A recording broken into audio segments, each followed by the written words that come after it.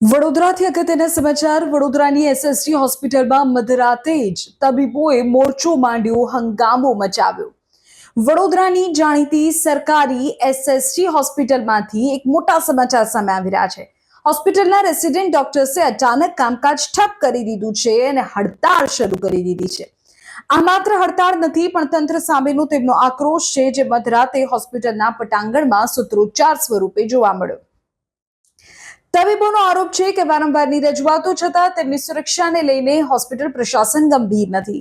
કામના કલાકો અને અપૂરતા સ્ટાફને કારણે તબીબો પર દબાણ વધી રહ્યું છે. જ્યારે વાત સુરક્ષા પર આવી ત્યારે તબીબોએ ઓપરેશન થિયેટર અને વોર્ડ છોડીને રસ્તા પર ઉતરવું પડ્યું છે.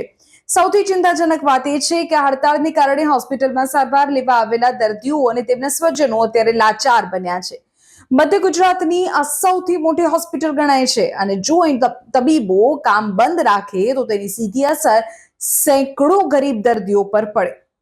તબીબો અત્યારે એક જ જીદ પર અડગ છે કે અમને સુરક્ષા આપો તો જ અમે સેવા આપીશું. હવે જોવાનું એ રહેશે કે હોસ્પિટલના સુપરિન્ટેન્ડન્ટ આ મામલે આરોગ્ય વિભાગ આ મામલે શું કરે છે, કોઈ મધ્યસ્થી કરે છે અને આ ગતિરોધ ક્યારે પૂરો થાય છે. પણ આ હડતાળની પાછળ ગઈકાલની એક ઘટના છે. ગઈકાલે પોસ્ટમોર્ટમ રૂમમાં રાખેલી એક ડેડ બોડીને લેવા માટે પરિવાર આવ્યો ત્યારે જોયું કે આ ડેડ બોડી જે સ્થળ પર રાખી હતી તેનાથી અલગ સ્થળ પરથી તેમને આપવામાં આવે છે અને મૃતદેહ સડી ગયો છે.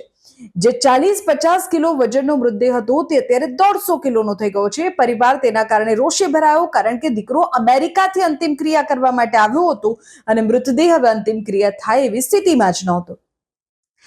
આ તમામ મામલે હોસ્પિટલના જે મુખ્ય અધિકારીઓ છે, તબીબો છે, તેમનું કહેવું છે કે ટેકનિકલ ખામીના કારણે આવું થયું હતું અને પોસ્ટમોર્ટમ રૂમ જે છે, કોલ્ડ રૂમ જે છે, તેમાંથી બોડીને શિફ્ટ કરવામાં આવી હતી. જો કે આ મામલે પૂરી તપાસ કરવામાં આવશે, યોગ્ય સમિતિની રચના થશે.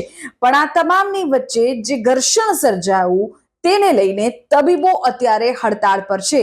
જોવાનું એ રહેશે કે હવે આ મામલો ક્યારે શાંત પડે છે, કોની બેદરકારી છતી થાય છે, તેની સામે શું એક્શન્સ લેવાય છે તો મુદ્દો છે જ, પણ સાથે સાથે સામાન્ય સેંકડો ગરીબોને પડતી મુશ્કેલીનો પણ પ્રશ્ન છે, કારણ કે તેઓને અત્યારે રેસિડેન્ટ ડોક્ટર્સની હડતાળની સીધી અસર થઈ રહી છે.